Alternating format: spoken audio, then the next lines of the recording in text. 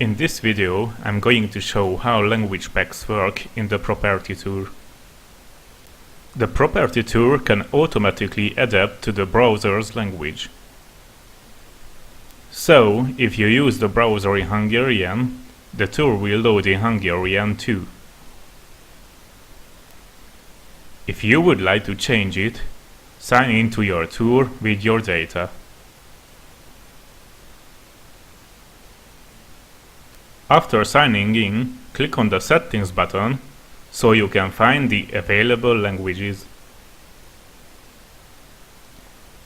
Currently, the Property tool is available in 9 languages.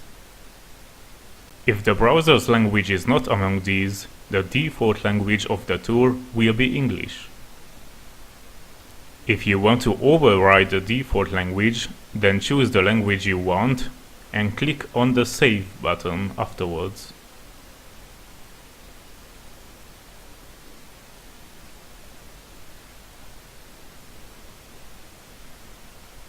Let's make it Russian this time. In this case, don't forget that it doesn't matter if your browser's language is Hungarian. The tool will be displayed with the newly set language, in this case, Russian.